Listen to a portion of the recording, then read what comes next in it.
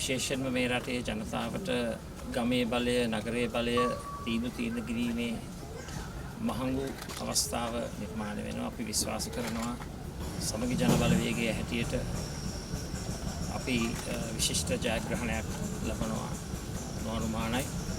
ඒ ජයග්‍රහණයත් සමග ගම් නගර කේන්ද්‍ර කරගෙන ගම් හදා රට හදන නගර හදා රට හදන වැඩසටහනට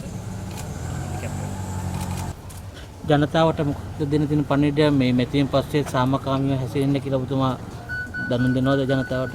විශේෂයෙන්ම ජනතාවට දෙන්න ඕන දේශපාලන පණිවිඩ නිත්‍යානුකූලව ලබා දීමේ කාලවකවානුවක් තිබෙනවා. අපි නියමිත කාලය තුළ අපේ දේශපාලන පණිවිඩ ලබා දුන්නා.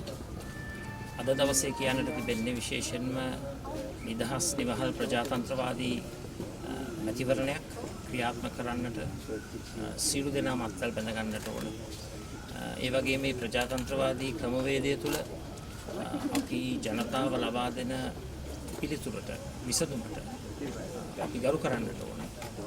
ඒ වගේම පශ්චාත් මැතිවරණ සමයේ මේ සාමකාමීත්වය ප්‍රජාතන්ත්‍රවාදීත්වය හැමෝගෙම අදහස් වලට ඉඩ ප්‍රස්තාව ලබා දීම ඒ වගේම ඡන්ද නීති කඩ කරන්නට ඉතාමත්ම විධිමත්ව මේ ප්‍රජාතන්ත්‍රවාදයේ ක්‍රියාත්මක කිරීම අපි සියලු දෙනාගේම බලාපොරොත්තුවයි. අපි විශ්වාස කරනවා අවසානයේදී ගම් හදා නගර හදා රට හදන යුගයකට අපිට මුල පුරන්නට වෙනවා. ඒ නායකත්වය ලබා දෙන්න අපි සූදානම්.